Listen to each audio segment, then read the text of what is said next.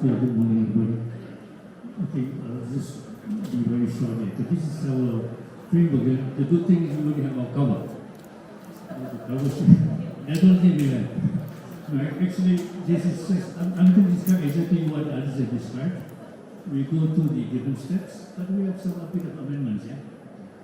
Next page. Okay, before that, important, the working group, the guys who are working on it. So, Mr. Zul is the head man, he's the guy sitting over there. And of this group, that's the second slide, so we have different post-hours experts.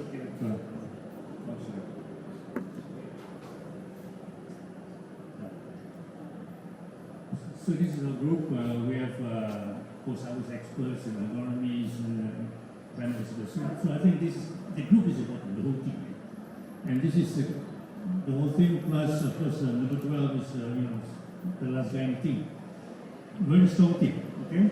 And I'd like to appreciate members of the team for all the inputs. Okay, framework, I think is best like this. What you do, and I think I'd like to thank our friends from Taiwan for coming out with the framework. The different steps, the background, the background industry, and for us, the background industry is very important, especially seasonality. Because climate change is about seasonality. If you have a crop which is throughout the whole year, it performs the same, not much challenge. But with seasonality, yes, we have challenges. Yeah? And of course, as to what the others have said earlier, the climate change pattern is important, the impact and challenges. And we, instead of 3, we are 4. Why 4? Because 4 is more balanced than 3. So we are recording here. Maybe the more the merrier. This is for the farmers.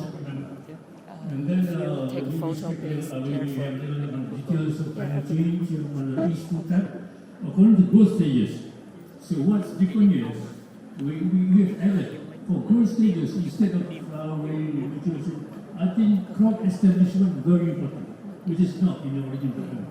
So we have put crop establishment because maybe you need to have mounts or do additional grades and so on. Okay? So that was our additional point for crop establishment. And of course we have climate change adaptation practices and so on. And this is for references and for the gaps. This is the last. So basically, this is what my slide is about. Thank you very much. I'm there. Now, the next one is the points to consider. The points to consider. See, for tropical climates, especially Malaysia, we have to remember that very subtle difference. It's not like in Korea or Japan, maybe usually spring, summer, autumn, winter, but we have throughout the year subtle difference. Even though we have hot season, wet season, but very subtle. Yeah? So that means we have to consider more on extreme temperatures, when it rains too much or when it's too.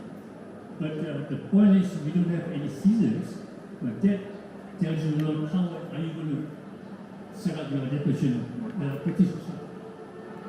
And I mentioned number 2 is more about extreme impact, flooding, heavy precipitation, and we have to remember physiological changes, phenological. This is something which we have to understand is crop.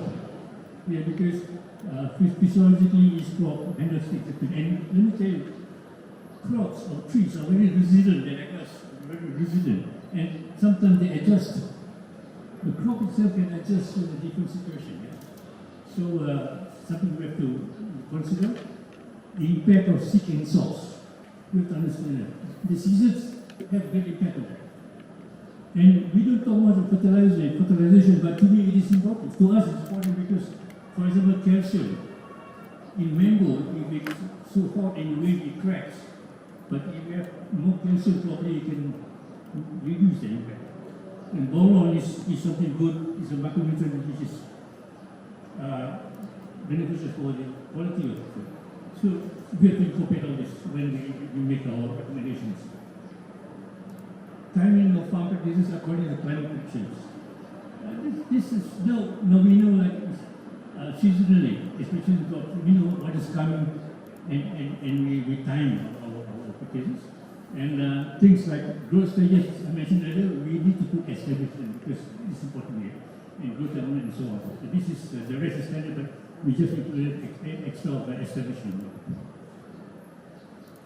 General, what we talk about this is Malaysia is all durians. But compared to, we only about 88,000 hectares. Vietnam is about 150,000 hectares, but Thailand has got about close to 500,000 hectares durian, yeah? So we know where, yeah? But the thing is, we go with the quality. We go with the quality. Like I said, this is important. For Malaysia, I think banana, papaya, it's not seasonal. You find it all year round. But if you look at dragon fruit, it's available all year round, but there's a peak in November and December. And so for the other crops. Now, I think this is very important when you try to set out your climate change adaptation, because seasonality is also a lot. So you adjust your seasons, or maybe you want to change your production pattern, you have to have this. Yeah? We need to fine-tune this. Yeah, we need to fine-tune this, but I think this is very important. General, we talked about it earlier. Okay, we've already got a book.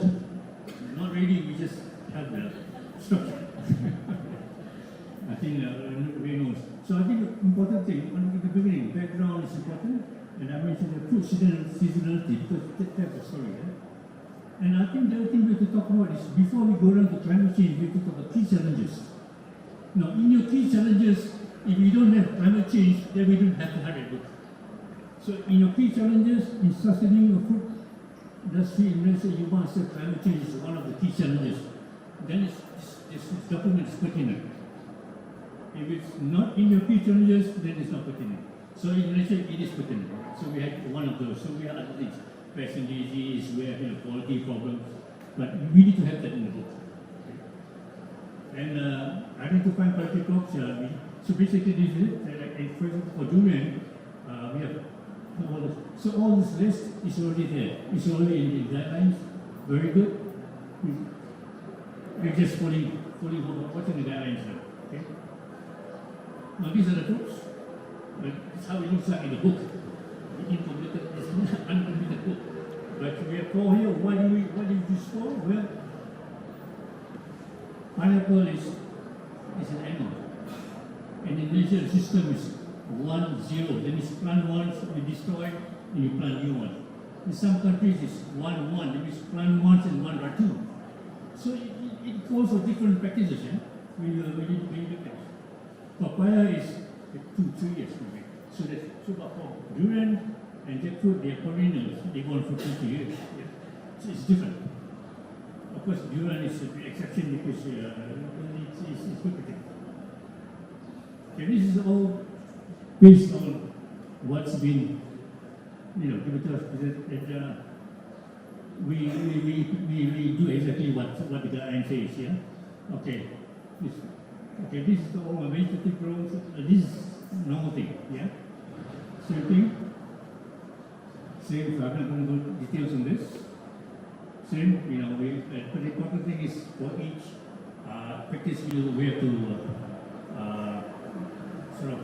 explain more and give more details, which is similar to the ones we use in Kumoya and Sumaila. Okay, some additional points. This related to documents, what I think is climate change impact introduction to all food types is just addition to what you say, fine-tuning of draft. So now we are fine-tuning.